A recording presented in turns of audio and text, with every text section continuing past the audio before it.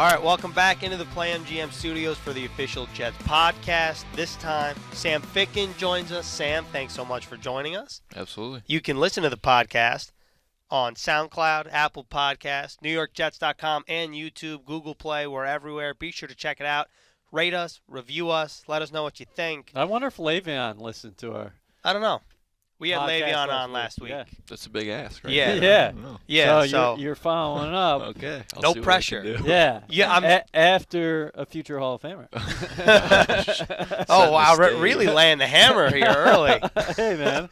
Sam's used to pressure, though. We'll get to that in the podcast throughout in the episode. But before we dive into kicking and Penn State and all that, something that fans don't know about you, you were on Wall Street before you were in the NFL.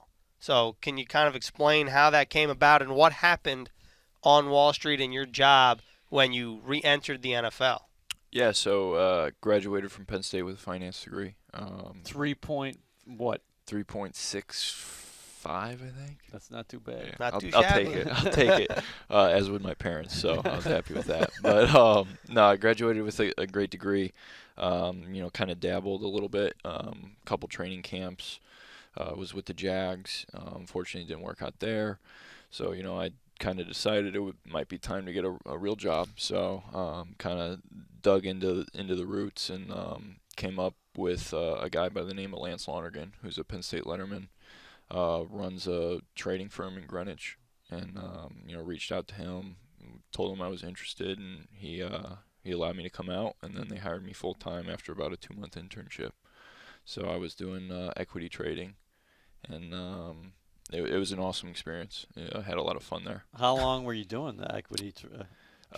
So I got hired full-time in June of 2017, and that was kind of with the caveat that, they were like, hey, like, what's your football, like, give me a percentage of, like, getting you back into football. If you get the call, Sam, are you going to go?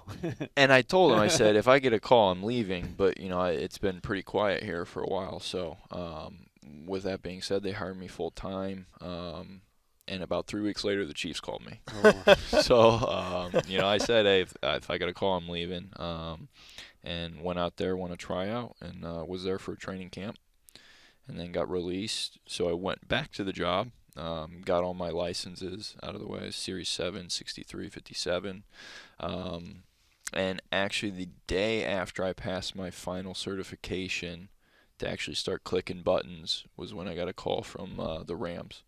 And I said, again, if I get a call, I got to go. And they were super supportive. I think part of the caveat was I was always brutally honest with them and where I stood. And, obviously playing in the NFL has been a dream of mine. So they understood that, and when I did get that call, they're like, "Hey, we hope we never see you again." So. Oh, that's pretty nice, though. Yeah, they were super supportive through the whole thing. Obviously, not too many, I think, corporate companies would allow you to kind of hop back and forth. So how would you break it down to a high schooler who wants to get into Wall Street and business, equity trading? What does that mean?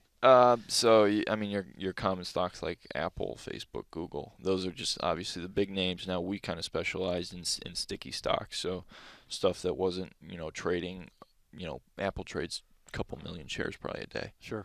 We were, our kind of little caveat was, the sticky names that maybe we got a $40,000 buy or sell order, but only, 5,000 shares trade a day. Now we go out to clients on either side of the aisle that have been in that name, and then we try and match it, get them a better price, because if you go and try and hit that sell order for 40,000 shares, you're going to drive that price way down.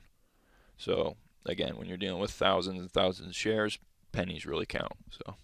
And whenever the NFL is over for you, whether it's 10 years from now, however long that is this something you want to go back into? Yeah, probably. I really enjoyed my time there, and again, I think finance, especially right now, is a shifting landscape. But I think the people that I met and, kind of the environment that surrounds that type of business is something that draws to me. Give me the review of The Wolf of Wall Street. How much of that is real? No. How much of that is fantasy? I'm not going there. It's funny. I watched, yesterday before the game, I watched. We're recording this on a Tuesday after the Browns game. For the record, I watched American Psycho for the first time with Ooh. Christian Bale. And have you ever seen the movie? I've seen clips, not the whole thing. Right. So I can't stay with it for the whole thing. yes, It's just too much for me. yeah. I didn't know that coming into it though. It's a little much, but here I am thinking like, it's a bunch of Wall Street guys, pinstripe suits, slick back hair, and here I am. You're in like shorts and a t-shirt, and I'm picturing you in a suit doing the thing on Wall Street, and I think it fits. I appreciate Yeah, that. I think it fits. Yeah, but he's an Indiana kid. So when I think about Indiana kids, I think about hoops. And John Mellencamp. Ho- And hoops. pink houses, right? Hey, Indiana, it's hoops. I think right after religion. So, those are the important aspects back there.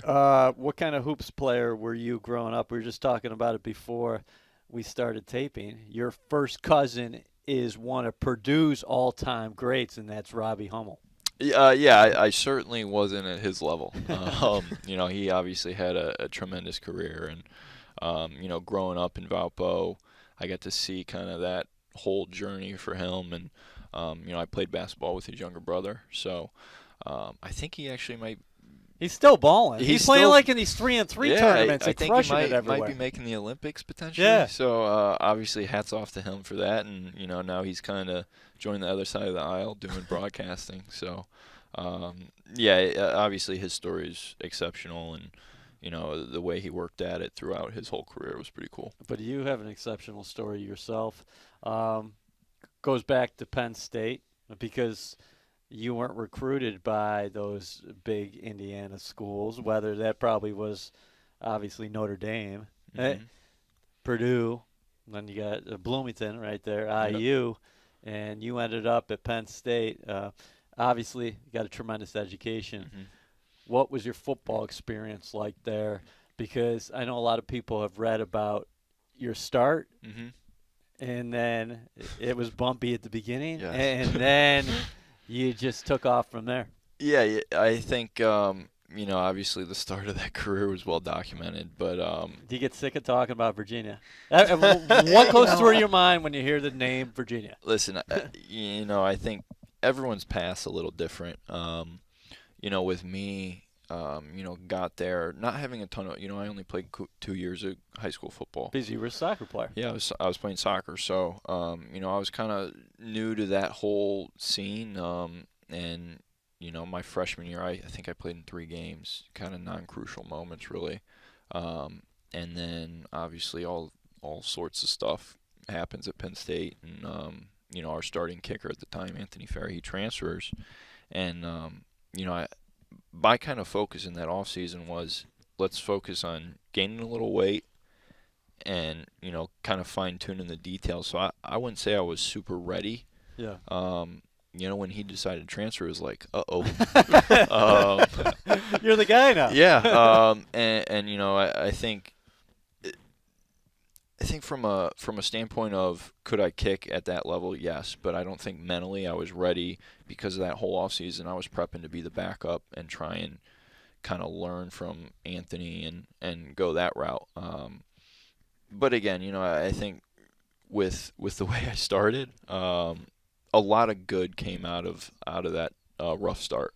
I grew a relationship with Robbie Gould. Yep. And I don't think I'd be here sitting in this chair if that wouldn't have happened. And I don't know if he would have reached out the way in which he did if I hadn't have struggled so much so early. So for those of people listening who don't know, you missed 4 of 5 field goal attempts against Virginia, had an extra point blocked. Penn State lost that game down in Charlottesville by 1 point. A lot of people would a lot of people would crumble. Yeah, it was a tough few weeks for me. But that speaks to who you are. Again, it was a learning experience. It taught a lot, about myself, and how to kind of handle adversity. I wasn't the most well-liked person around campus, and I'm a social guy. I don't like it when people don't like me for, without even knowing me. So that was something that I kind of had to deal with. And, you know, it is what it is. But again, it taught me a ton about myself, you know, emotionally and, you know, as a kicker. Yeah. Well, just like to not to harp on it, but the severity of the negativity that was towards you, wasn't it like huge? Like, didn't you get death threats? Yeah, a few. Okay, because I read one online and it said that you laughed at it, so I felt like I could bring it up. Yeah, again, I think, you know, there's humor to every situation. Did I take it seriously? No. Yeah, I think the joke that I think got me, you know, cracking up a bit was, you don't have to worry about Sam hurting himself because he can't kick the chair out from underneath. You know? Right, but your story does have a happy ending here, at least in Penn State terms, because when you look at full circle, the end of your Penn State career, well, one, it's in Yankee Stadium.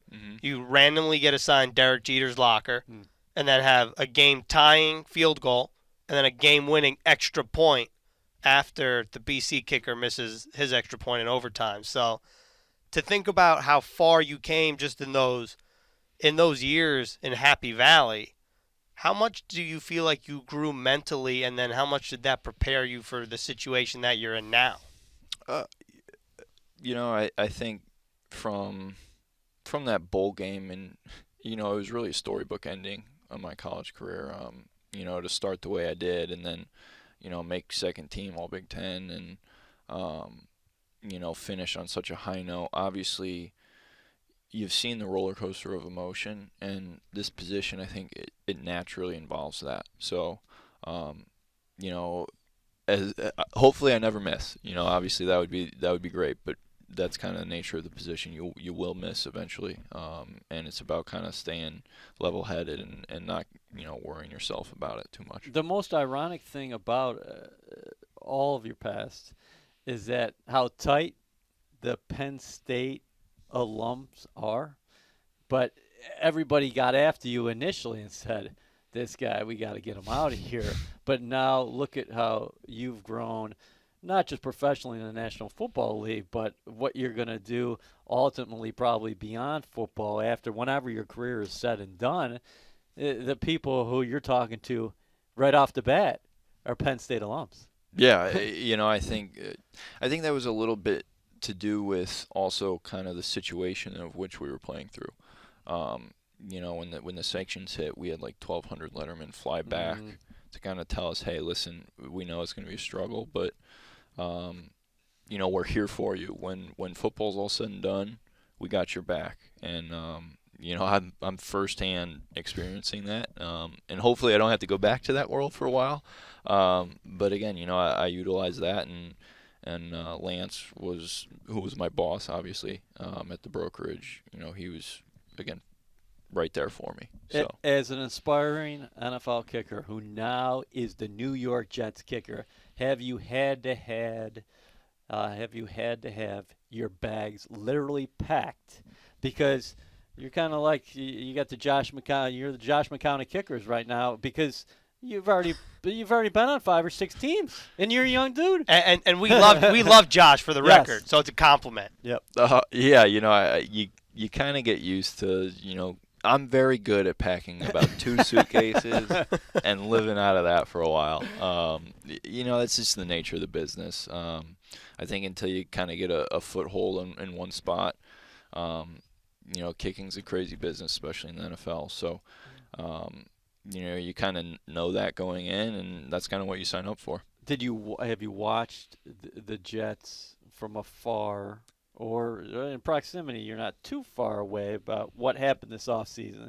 They have a Pro Bowl kicker, Jason Myers, who in free agency goes and signs with the Seattle Seahawks. The Jets bring back Chandler Canton-Zero. He struggles in the preseason. He retires. They bring back Taylor Bertolette, who struggled in the preseason. And then they go out and get Kerry Fedvik, who had his problems on opening day. What is your mindset as you're monitoring what's going on in the National Football League, and you see specifically what's happening with the Jets?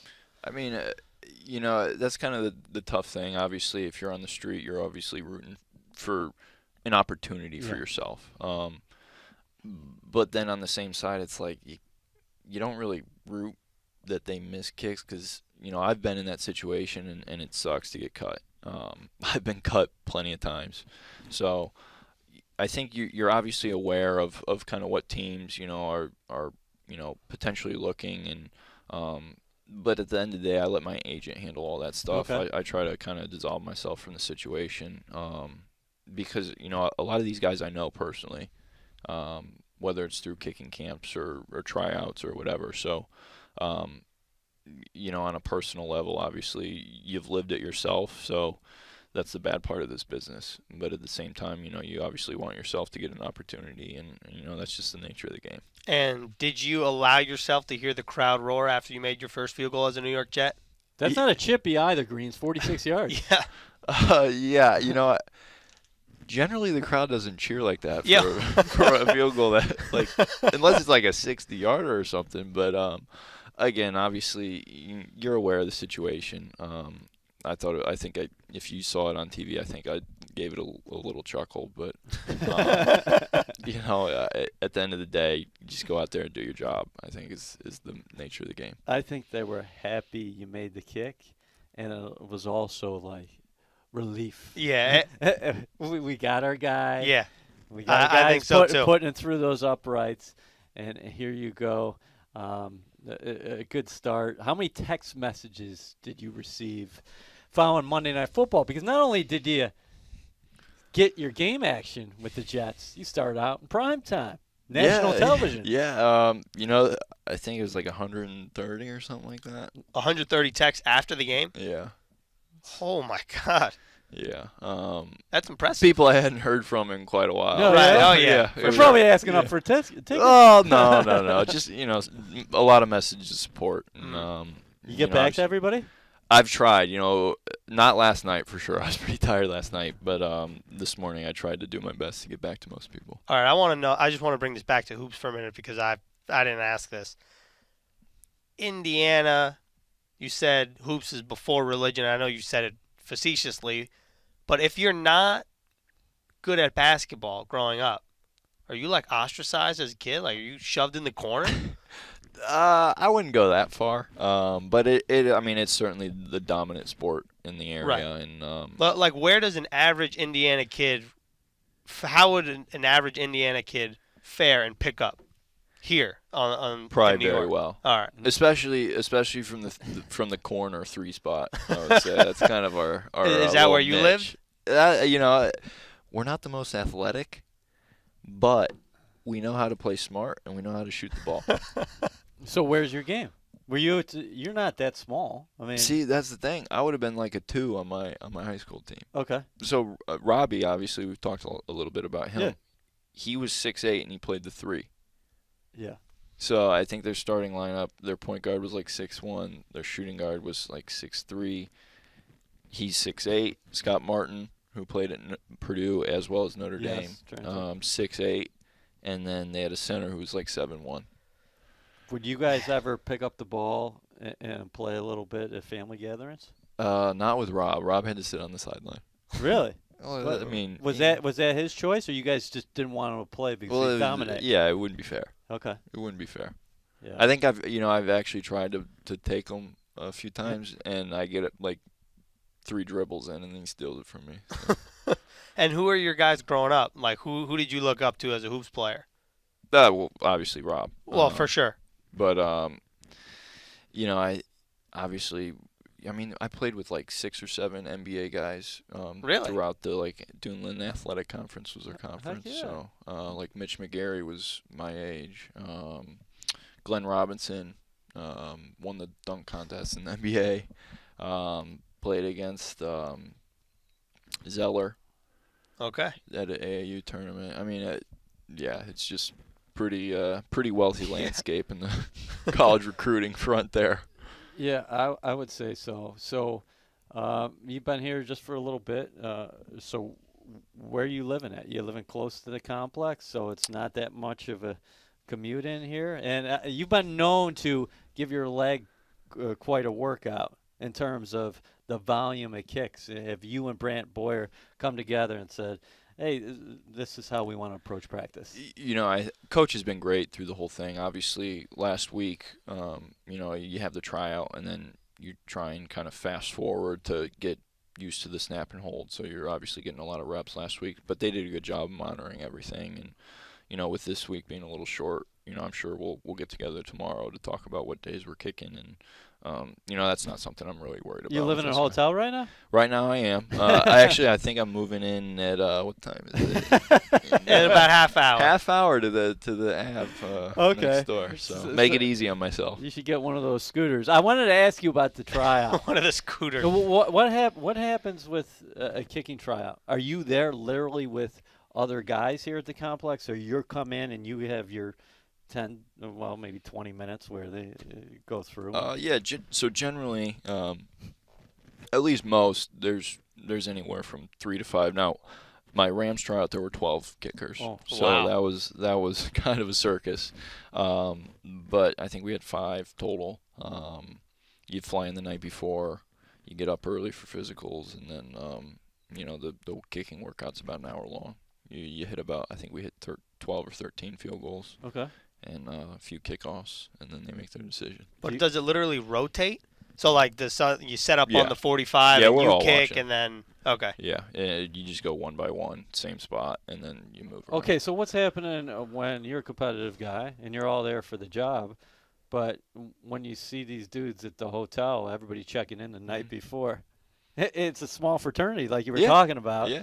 Is it cordial, or is it kind of like, listen, Yeah. I'm just going to get my meal and go upstairs? I haven't run into that yet. At the end of the day, most of us know each other on a personal level. Most of us want us to do well for one another. So I think my mindset is always, obviously these are good people. Treat them as such. But, when it comes time for me to go try and earn a job, I'm super focused. Obviously not a lot of chit-chat out once we're on the field. Sure. But again, I think for almost everyone I've run into, they're good people. And again, trying to treat them like that. Did you know during the workout that I nailed this? You generally have a good sense of who wins, and there's obviously been a few times where maybe experience factors into a decision or not. Sure. But after this tryout, I felt really good about how I had done, and kind of just let the chips fall where they fall. Oh no, I'm sorry. No, Go ahead. I'm sorry, Greens. I just wanted to ask, how long? Yeah, that was my question. Yeah, how long after that does it somebody like come up to you? immediate? Do they call your agent? How does that go? Right. It can depend. Generally, they send you for a more in-depth physical. So they had sent 2 of us, and then a few hours later, they make a decision. So All right, so it's a couple hours. generally, yeah. All right. You got anything else? What's your range on a 73-degree day, little wind at MetLife Stadium? I hit 60 yesterday in warm-ups, going the one way, and clinked one off the upright going the other way. So feel pretty good. All right. Yeah. 60. Jets fans are taking notes. Okay. Well, jeez. All right. Did you go back? Did you go on your phone and social media to watch the replay of your kick, or did you just want the game film? I had probably 25 people send me a video of it, so I obviously saw it a few times. All right, so you have game film, replay, and text message. Yep, we got it all. You gonna take Hennessy and Lachlan out for a pint or something, or what? We'll figure something out, I'm sure. All right, that's all we have here on the Official Jets podcast in the Play MGM studios. Again, NewYorkJets.com, SoundCloud, Apple Podcasts, Google Play, YouTube. Basically, wherever you can find a podcast, you can find us. And they also can send in some questions, including if you need equity trading tips. Right. We will ask Sam about it. If you got questions, let us know. Rate us, review us. Sam, thanks a lot for coming on. Appreciate the time. Thanks, guys.